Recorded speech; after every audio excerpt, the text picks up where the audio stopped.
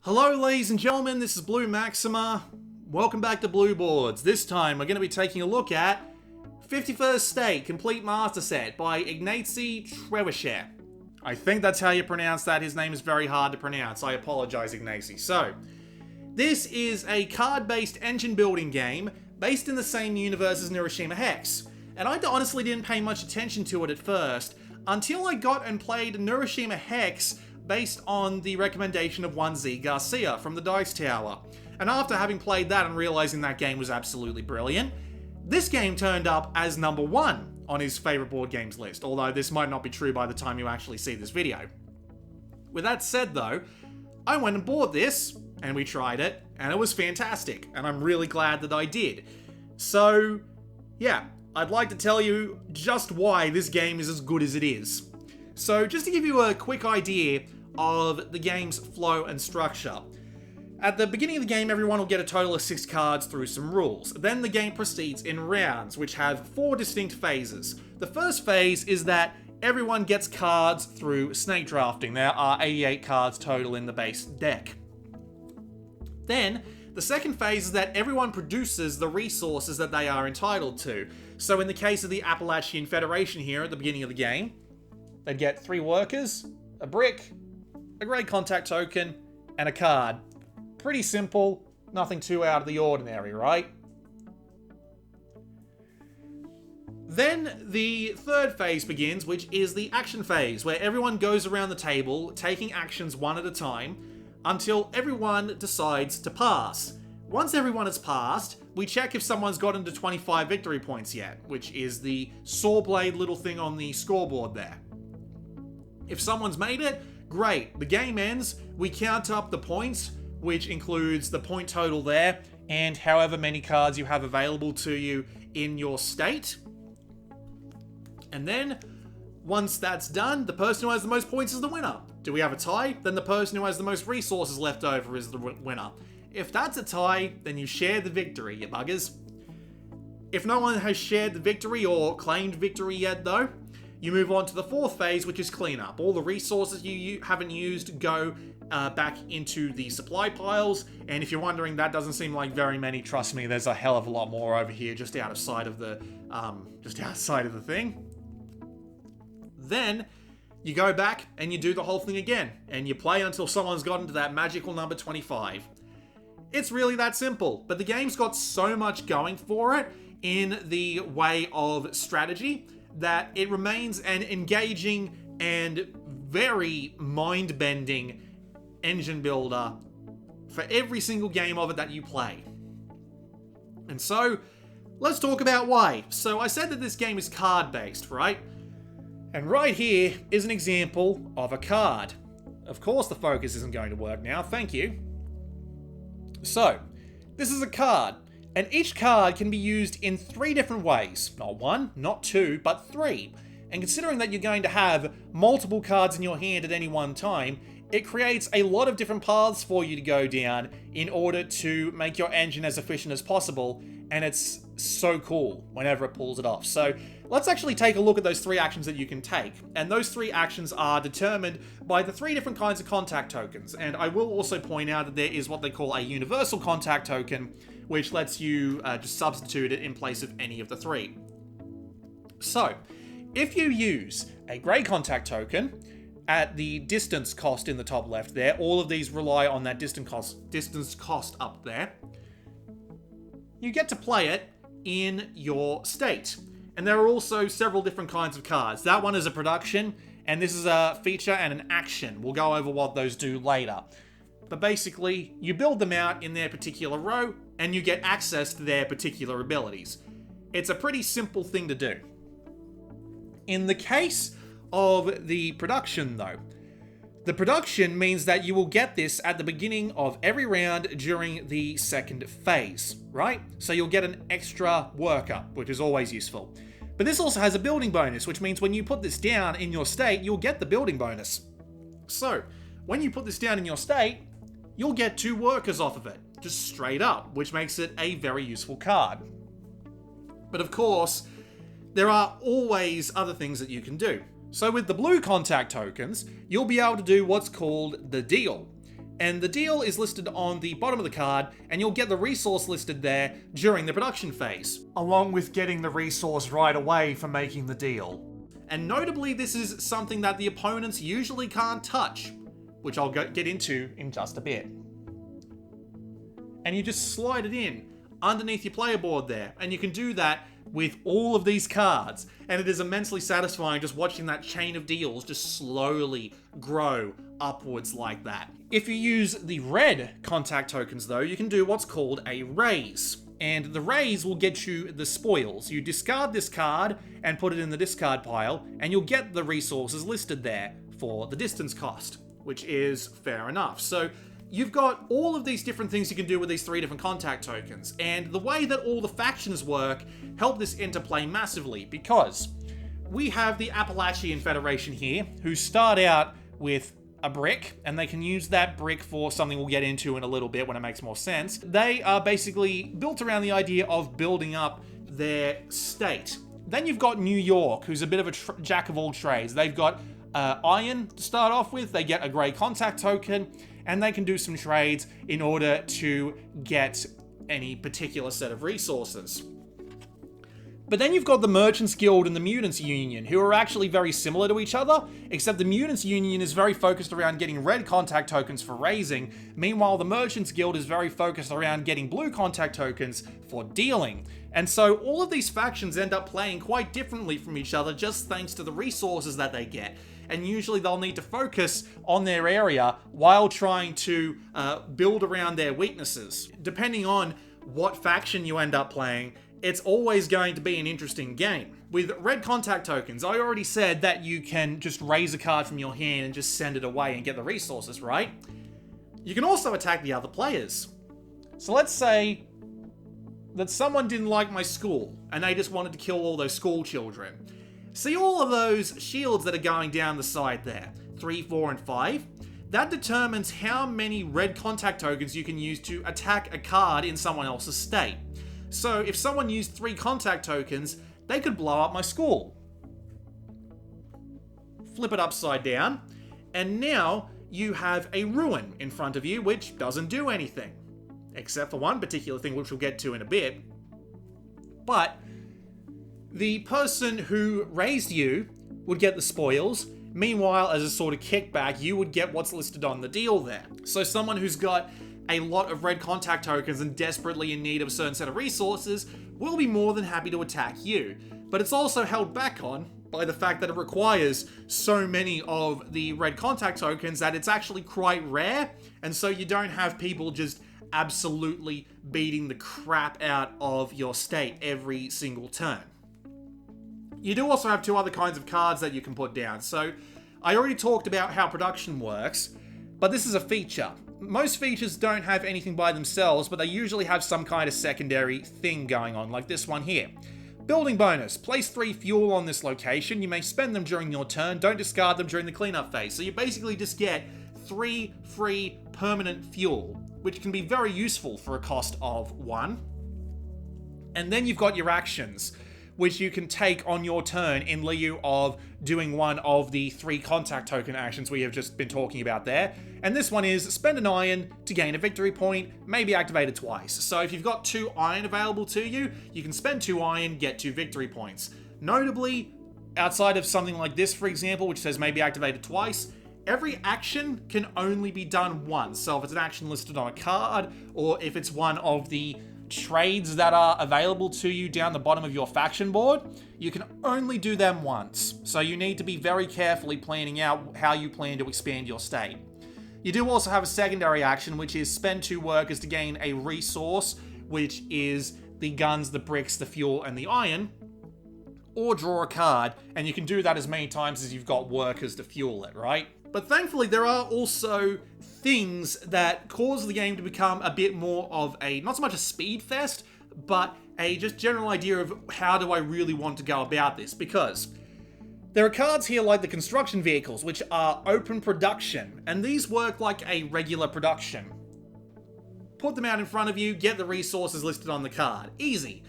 But Other players can come and use open production locations in order to get the resource for themselves as well. So someone spends an action, drops a worker on, and gives themselves a grey contact token. In return, you get a bonus worker, which is useful, but just like actions, you can only take advantage of them once. So once it's gone for that round, it's gone. It resets at the end of the round, of course. This is also helped out by the contact card, the connection cards, god damn it. This is also helped out by the connection cards, one of which in both decks is revealed at the beginning of the game. And you can take this for 2 workers and use it as another action in order to get 2 blue contact tokens, or 3 red contact tokens, or trade a resource in order to get those contact tokens. And so, as a result, the game does have a sort of who's going to be first to the important resources thing going on here. Do you need to start building some stuff up in order to get your engine going, or do you want to go for those resources because you're going to need them to get your engine going? It's always keeping this sort of thing in your mind, and it does such a good job at it. It is genuinely so brain-burningly frustrating sometimes, but there's even more to it. So, let's say, for example, that I put down this methane storage, right? And I've used all 3 of the fuel on it, and it's just sitting there being worthless to me, and I don't want it anymore. I want to replace it with something else. Well, you can. Normally, guns, iron, and fuel are only used as trading, whether it be to go to their resources or to go to victory points. But if you use a brick, you can match up the icons on those cards. So it's got a fuel icon there. We've got a fuel icon here. We can take this card and discard it and replace it with a new card. You also get a victory point for doing this because, as I said earlier, the more cards that you have in your state, the more points that you get at the end of the game. So you're effectively trading in a little bit of, you're not even really trading it in, you're just taking advantage of it now instead of getting it at the end of the game. And it's also a really clever way to get around those distance requirements. Because note that I didn't say the distance had to match, just the icon. So you've just effectively turned a distance 1 into a distance 3. And it's just another example of one of those really clever things going on. But let's just say, for example, that some bastard in another state took out your school. It's now a burning wreck. You don't even need to worry about icons. You can just spend the brick, take the victory point, discard the ruin, and now you've given yourself a distance 3 card. Almost for free. It's genuinely such a nice thing to do. They blew up something that wasn't particularly important to you, and then you just swap it out with something that's immensely important, and now you're on your way to getting some mad VP.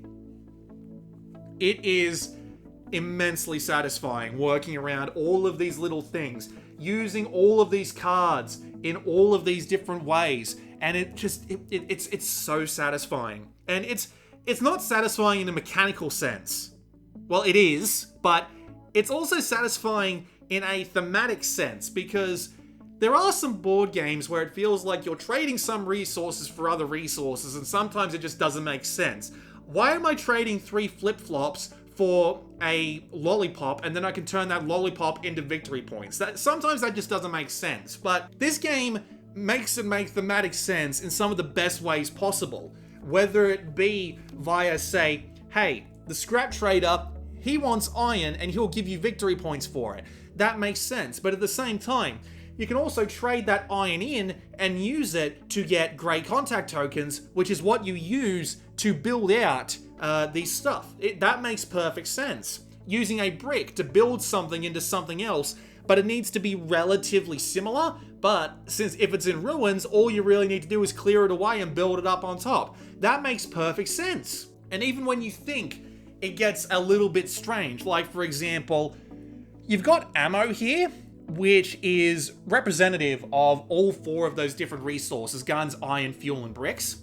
But ammo is incredibly important in the world of Hiroshima, so even that makes thematic sense as well. It all works together like that in a really nice way, and it never feels arbitrary. It never feels like you've made this weird step and suddenly you've got all of these resources. It's an incredibly natural and smooth flowing game as a result. Probably the best example of this that I've seen in board gaming so far. And it's an incredibly impressive achievement for something with this much depth to it. It's also helped out by the fact that the game looks absolutely gorgeous. There's some absolutely fantastic art. It all looks really good. And of course, since there's so many cards in this game with so many different little bits of art on it, it just manages to hold up all the way through. And it just looks fantastic. It's genuinely so good. It's probably one of my favorite board games now. This is like 9.5 out of 10 material. It's so good. And we haven't even gotten to some of the cooler parts of it yet. You might have noticed that we had a base deck of 88 cards, right? And it's all got some pretty basic stuff to it. But there is a way to expand your horizons. So you have expansions. And these expansions are all mixed into the main deck. So just to give you an example of the two that come in the box, we have Winter and New Era. These are included with the game, and you just throw them in to the main deck. But you can only throw in one at a time, otherwise the deck gets too diluted, and the person who manages to get their engine going really fast will just win, right? The individual expansions also add their own flavor, and the flavor of this game is really well done, because for example, let's take Winter. Winter adds a little bit of a production boost, but it also changes, well, not so much changes, but adds cards that feel more appropriate for a winter setting, whether it be a dream city, or whether it be a crossing, or hibernation chambers, or a, there's another one in here somewhere that's really nice. Not the marketplace, it is the, where is it, damn it? Yeah, look, Salt Lake Tower. Just these little extra thematic touches. But it also changes up the way the game plays a little bit by changing around the actions you can take, the production you'll have available to you, and it just makes it feel different enough that when you swap it in and swap it out, it feels like a different enough game. And then New Era goes in a different direction by introducing more stuff with more different abilities, actions, and production to work with. And so as a result, you just get a little bit of extra flavor and a little bit of extra playability to it, right? And of course, they've expanded on that as well, because I actually have two of the expansions they've been selling as separate little extra decks that you just buy, and all you do with these decks is just merge them in with the main deck in the same way you would those other two expansions, and it just works. And of course, these change up the flavor of the game way more, whether it be adding alliances that you can get unique contact tokens for, or whether it be adding double-sided robots that you can destroy that will attack you back and will turn into really powerful cards if you manage to hack them. They're both really cool, but I haven't played them yet, so I can't say for sure just how they affect the game. Maybe one of these days, if I can ever get my hands on Scavengers, which is the other one that comes along that really turns ruins into something that you want to consider. So this part of the video was me talking about how it's kind of expensive to get expansions that you don't have from the Portal Games European shop, and how I was originally hoping for like a big box version or a sequel to the game. Look what got announced on GameFound a week ago and I didn't even notice. Yeah, I'm definitely in on this one. I apologize that I can't talk about those other two expansions because I just haven't played them because we're currently in the middle of the virus and it was just really bad timing. We've played plenty of games of the base game and Winter and New Era, just not those two expansions, which is just immensely annoying to me. But anyway, there are also some mini expansions, and I actually have played with these mini expansions, and I'd like to tell you about them, but don't laugh at me for this one. They're proxied, because they're all also really hard to get. Like, some of them you can't even get anymore. And even if you can, again, really ridiculous web shipping from the Portal Games shop, so please forgive me for that. There are, of course, some new factions. Hegemony, Texas University, and Mississippi. And they all have their own different ways of going about things, whether it be getting different resources, doing different trades, or just changing up the way the game plays entirely. And they're all really cool, but they're all also really advanced. So I don't think anyone who has played any of these 4 factions has actually won against someone who was playing one of the base 4 factions. So yeah, they are quite hard to play with, but they also introduce some really interesting strategy to the game potentially, and that's what we like to see. There's the arena, and the arena is you place a worker here as an action, and on cleanup you can place some of your resources under it for points, and the player whose worker has the most points worth of resources underneath that worker will get 5 victory points at the end of the game. But we actually haven't had the opportunity to play with this one, I'm sorry. I can't tell you what that's like. What we have had the opportunity to play with, though, is the 3 cities. They each start with a certain amount of resources. 2 workers, 2 ammo, and 2 cards. And during the production phase, they each get 1. If you make a deal with them, which is 3, 4, or 5, you get the same amount in production that they produce, and if you raise them, you get everything that's already on that card. So if you leave it until round 3, for example, you can get 5 workers, 5 ammo, or 5 cards. But the thing is, unless you're really willing to build up those resources, these just aren't worth making a deal with. Like, 3 points for 1 worker is 3 blue contact tokens for a worker, I should say.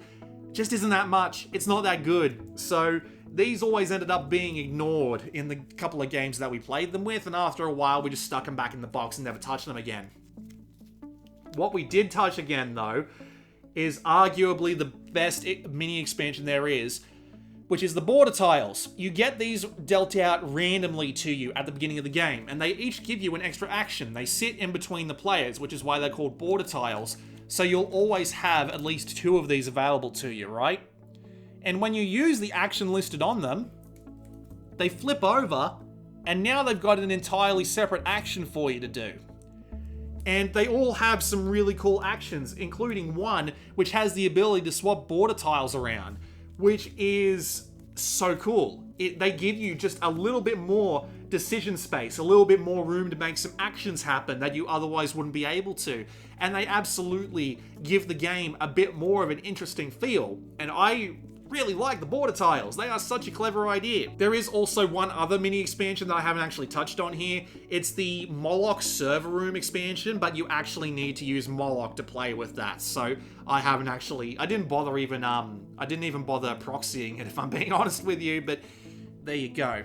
At the end of the day, there's also just a really satisfying game flow to it, because the game is actually relatively quick once everyone knows what they're doing. You can get through a game in an hour to an hour and a half most days, and it's got this really satisfying progression to it, where everyone spends the first couple of rounds building up their resources, trying to make their cards work the best they can. And then suddenly, a switch flips, and everyone has to start rushing points. One person will get there first, and they're like, oh, I can get to 25. I better start going for 25. And everybody needs to be on that train, otherwise you will be left behind. It is a relatively skill-based game. The randomness of the cards that come up aren't really going to matter if you can't take advantage of what options you do have available to you. So when you're playing and you realize that, ooh, I can get the 25 and end this game, you can just hammer it. You can just hammer the go switch and everyone has to follow in your path. Or someone else might realize and they're like, oh, it's time to go for points now. And it is immensely satisfying, the learning curve of this, just finding your way to the point where you can understand where that switch flips and you can just go for it.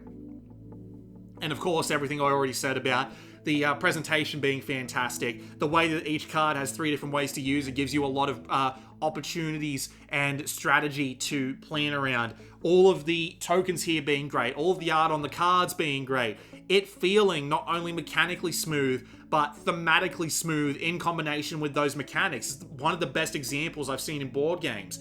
It's so good. It is genuinely one of the best board games I've ever played, so I agree with you, 2021 Z Garcia. This is one of the best board games ever made. It's so good. 51st State. Incredibly highly recommended. Massive amounts of fun, great amounts of strategy and skill to be had, and thematically excellent. I don't think I can give this a much higher score. This game is just immensely good. With that said, this has been Blue Maxima. I'll see you all next time.